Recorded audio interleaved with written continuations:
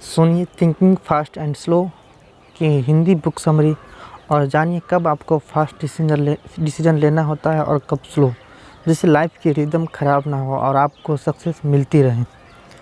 दोस्तों, क्या कभी आपके साथ ऐसा हुआ है कि आपको कोई इम्पोर्टेंट काम कर रहे हो और आपकी मम्मी खाने के लिए आवाज़ लगा दें, लेकिन आधा घंटा हो जाने पर भी आप खाना खाने के लिए ना गए हो, क्योंकि आप सोच रहे हो कि काम फिनिश कर ले फिर खा लेंगे। तो दोस्तों, यहीं पर आप अपने दिमाग का सही से इस्तेमाल नहीं कर रहे हैं। आप फास्ट नहीं सोच रहे हैं बल्कि स्लो सोच रहे हो। अगर आप उसी टाइम काम बंद करके खाना खा लेते तो क्या होता? आपकी मम्मी का काम आसान हो जाता, उनका शेड्यूल ख़राब नहीं होता और आपका काम भी कहीं नहीं जाता। आप वापस आकर उसे फिर से निपटा सकते थे, लेकिन आप इमोशनल होकर सोच रहे थे कि काम बहुत ज़रूरी है, लेकिन ब्रेक लेने से क्या ज़रूरी काम ख़राब हो जाता है? ऐसा नहीं है। यही हमारे दिमाग का गलत सोचने का तरीका होता है। इस एग्जाम्पल से पता चलता है कि हम दिमाग को बहुत बार ठीक से यूटिलाइज़ नहीं करते हैं और ज़्यादातर इसके गुलाम बने रहते हैं। इस किताब की समरी को सुनकर आपको हर सिचुएशन में ठीक से सोचना आएगा। इससे आप बहुत प्रोडक्टिव और एफिशिएंट बन जाएंगे। इस किताब के सभी चैप्टर की समरी इस प्रकार से हैं। इसका पहला चैप्टर है ऑटोमेटिक ब्रेन। हमारे अंदर दो तरह के ब्रेन काम करते हैं, एक ऑटोमेटिक और दूसरा लॉजिकल। ऑटोमेटिक ब्रेन बहुत ज़्यादा इमोशनल होता है और बच्चे की तरह चंचल होता है, जबकि लॉजिकल समझदार होता है लेकिन आलसी होता है। हमारे अंदर बहुत से बिलीफ होते हैं जिन्हें हम बचपन से सीख रहे होते हैं। इसमें से हम ज़्यादा लॉजिक नहीं लगाते।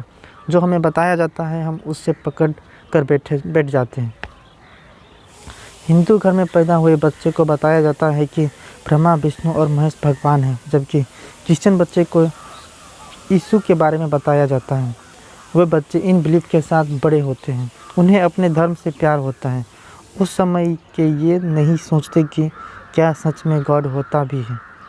कुछ लोग आगे चलकर लॉजिकल ब्रेन का इस्तेमाल करते हैं और ये प्रश्न पूछने लगते हैं, क्या गॉड है? लेकिन सिर्फ ऑटोमेटिक ब्रेन वाले भगवान के बिलीफ के साथ आगे चलते रहते हैं। मंदिर या चर्च आने पर अपने आप ही उनका सिर झुक जाता है या कोई प्रेयर बोलते हैं, लेकिन बुरी बात तब हो जाती है जब वे दूसरे धर्म के लोगों को बुरा समझने लगते हैं और अपने धर्म को सर्वश्रेष्ठ। इस तरह हमें अपने ऑटोमेटिक ब्रेन को सही सोचना सिखाना होगा।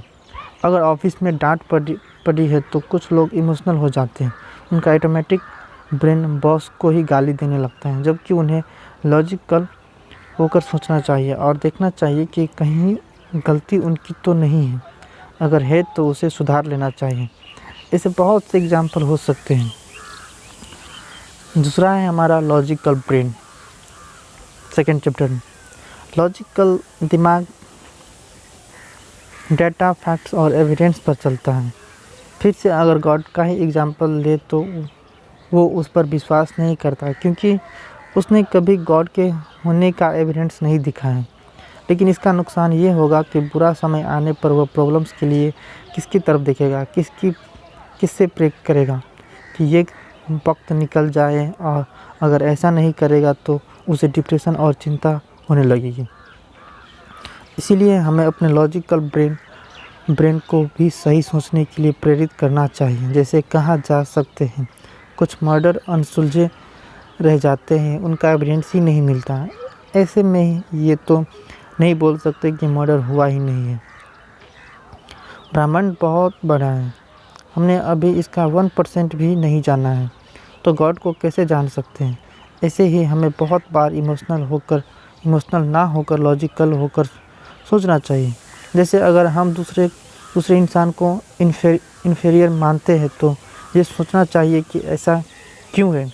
जो हमें बचपन में सिखाया गया था, हमें उसे चैलेंज करना चाहिए और अपनी ऑटोमेटिक या इमोशनल सोच को बदलना चाहिए, क्योंकि सबकी स्किन एक जैसी है। उसमें एपिडर्मिस और डर्मिस ही होती है। ऐसे ही सबके ब्लड में आरबीसी और डब्ल्यूबीसी और प्लेटलेट्स ही होते हैं, पॉइजन नहीं होता।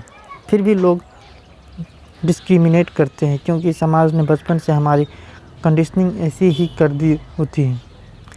थर्ड में दोनों ब्रेन में बैलेंस बिठाएं। दोनों ब्रेन के बीच बैलेंस बिठा कर चलना चाहिए। कभी हमें ऑटोमेटिक ब्रेन का सहारा लेना चाहिए और कभी लॉजिकल का।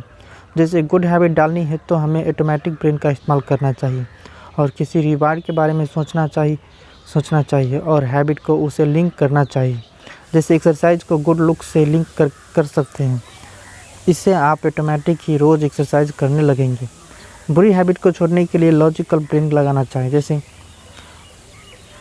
पॉर्न की आदत छोड़ने के लिए सोचना चाहिए कि इसमें आपके अंदर इरेक्टाइल डिसफंक्शन आ सकते हैं, आपका लिंग शिथिल पड़ सकता है या आप ठीक से परफॉर्म नहीं कर सकते।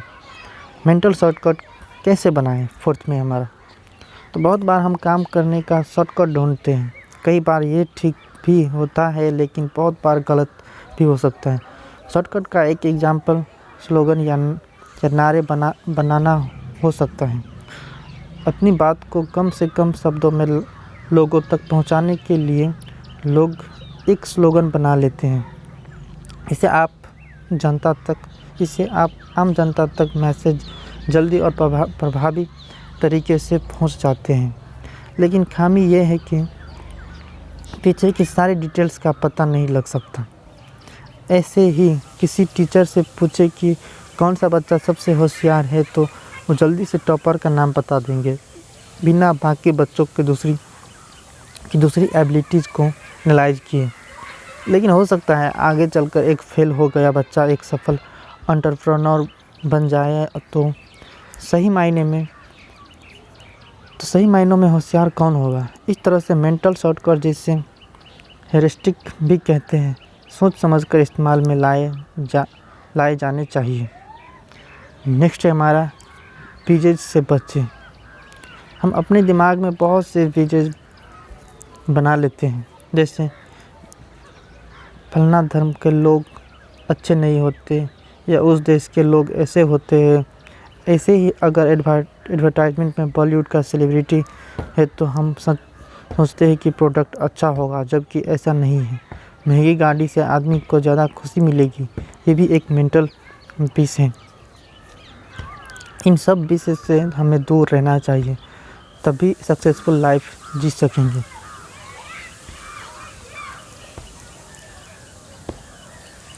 उसी तरह से हमारा 6th चैप्टर है एवरेज का सहारा लें। अगर कोई सिचुएशन बहुत कम्प्लेक्स है तो आपको बीच का रास्ता ढूंढना चाहिए या ऐसा उपाय करना चाहिए कि दोनों ही पक्षों का फ़ायदा हो।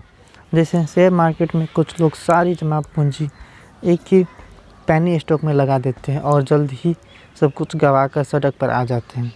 ऐसा करने की बजाय अपने पैसे को बहुत से स्टॉक में लगाना चाहिए, कुछ ब्लू चिप कंपनीज में और 1-2 पैनी स्टॉक में। इससे आप एक एवरेज तरह का इन्वेस्टमेंट कर रहे होंगे, जिससे रिस्क कम होगा। नेक्स्ट चैप्टर है हिंडसाइट का इस्तेमाल सीखें। जब भी कोई बड़ा फैसला ले तो आप पास्ट के तजुर्बे को ध्यान में रखें, इसे ही हिंडसाइट कहते हैं। जो मिस्टेक पास्ट में की है उन्हें कभी ना दोहराएं। ध्यान में रखें कि पहले किस चीज़ ने काम किया था और किसने नहीं। उसी तरह से 8 है हमारा रिस्क कैसे लें। बहुत से लोग रिस्क लेने से बचते हैं और अपने टैलेंट के साथ ही मर जाते हैं। दूसरी ओर कुछ लोग रिस्क लेते हैं और बर्बाद हो जाते हैं। दोनों ही सिचुएशन गलत हैं। मान लीजिए आप बॉलीवुड के एक्टर बनना चाहते हैं, आप में एक्टिंग स्किल है लेकिन आप रिस्क नहीं लेना चाहते, फिर आप कोई जॉब कर लेते हैं और ज़िंदगी भर पछताते हैं। दूसरी ओर आप एकदम से बॉलीवुड चले जाते हैं लेकिन वहाँ सफल नहीं होते, इससे भी आपकी ज़िंदगी व्यर्थ जाएगी। तो ऐसे में क्या बेस्ट है? सबसे पहले तो बेसिक डिग्री लें, फिर आप कोई पार्ट टाइम जॉब कर ले या ऐसा करें जो आप घर से भी कर सके, जैसे blogging, digital marketing, content writing आदि। फिर उस इनकम से आप एक्टिंग कोर्स ज्वाइन करें, वहाँ से आपके अच्छे कॉन्टैक्ट्स बन जाएंगे। साथ ही आप कुछ पैसे इन्वेस्ट करके यूट्यूब के लिए शॉर्ट फिल्म भी बनवा सकते हैं जो आपके पोर्टफोलियो की तरह काम आएगा। इस अप्रोच से आप रिस्क भी ले पाएंगे और उसमें होने वाले नुकसान से भी बच जाएंगे। तो इस तरह दोनों ब्रेन्स की थिंकिंग में बैलेंस भी बना रहेगा। नेक्स्ट है हमारा 9th चैप्टर, जिसमें लॉस होने पर क्या करें। हर इंसान को कभी ना कभी लॉस होता है। उस समय कुछ लोग टूट जाते हैं और जीना ही छोड़ देते हैं। इसलिए सबसे पहले तो लॉस से बचने के लिए उचित स्ट्रैटेजी बनाएं, रेशियल होकर सोचें। लॉस हो भी जाए तो ये सोचें कि अभी दुनिया ख़त्म नहीं हुई है। आप अगले 5 साल बाद खुद को देखें, इस बार तो गलती की है उसे ना दोहराएं। 10th चैप्टर है हमारा, अपने इंटरेस्ट पर आधा विश्वास ना करें। आपको जो अच्छा लगता है ज़रूरी नहीं है कि सबको अच्छा लगेगा। मान लीजिए आप किसी बिजनेस में हैं और आपने किसी प्रोडक्ट के लिए रेड कलर का पैकेट चुन लिया क्योंकि ये आपको बहुत पसंद आया, लेकिन हो सकता है कि आपके कस्टमर को बिल्कुल पसंद नहीं आए। इसीलिए फीडबैक का सहारा लें। इंसान हमेशा सही नहीं होता। दूसरों से पूछे या बेटा टेस्टिंग करें, मतलब कुछ लोगों के सामने उस प्रोडक्ट का टेस्ट कर ले और उनकी प्रतिक्रिया देखें। 11th चैप्टर है हमारा, मेमोरीज से हमारा डिसीजन प्रभावित होते हैं। हमारी मेमोरीज हमारे डिसीजन लेने की क्षमता को प्रभावित करती है। जब कोई आदमी पहली बार शराब पीता है तो उसे मज़ा आता है, ये उसकी मेमोरी बन जाती है। इसलिए वो अगली बार भी शराब पिएगा क्योंकि उसे लगेगा कि पिछली बार बहुत मज़ा आया था। लेकिन इसके विपरीत हमें ऐसी चीज़ों को बैड मेमोरी से जोड़ना चाहिए। जैसे अगर आप शराब के आदी नहीं बनना चाहते तो ये मेमोरी याद रखिए कि घर वालों से छिपा कर ये काम किया था या ड्राइविंग में दिक्कत हुई थी। इस तरह जिस चीज़ की आप आदत नहीं बनना चाहते हैं उसे किसी बुरी मेमोरी से जोड़ दें। तो ये था हमारा आज का thinking fast and slow book summary. दोस्तों, thinking fast and slow Hindi summary सुनकर आपको काफ़ी कुछ सीखने को मिला होगा। इस समरी में दूसरी समरीज भी समय समय पर पढ़ते रहें, इससे आप काफ़ी मोटिवेटेड रहेंगे। हमने बहुत सारे बुक समरीज मैंने अभी अपलोड किया है यूट्यूब पे, इसी चैनल पे जाकर आप सुन सकते हैं। तो आज के लिए इतना ही, और यहाँ तक आप लोगों ने मेरा वीडियो देखा उसके लिए बहुत बहुत धन्यवाद। तो चलिए आज के लिए इतना ही रखते हैं, मिलते हैं अगली वीडियो में, तब तक के लिए इतना ही। और हाँ दोस्तों, आप अपना कमेंट करके अपना प्रतिक्रिया देना ना भूलें। साथ ही साथ अगर आप में से कोई नया है और अभी तक हमारे चैनल को सब्सक्राइब नहीं किया है तो प्लीज़ सब्सक्राइब कर दीजिएगा। साथ ही साथ बेल आइकन पर क्लिक करके ऑल नोटिफिकेशन को ऑन करना ना भूलें, जिससे कि मेरा आने वाला वीडियो का नोटिफिकेशन सबसे पहले आपको मिले। तो आज के लिए इतना ही, मिलते हैं हम अगली वीडियो में, तब तक के लिए इतना ही।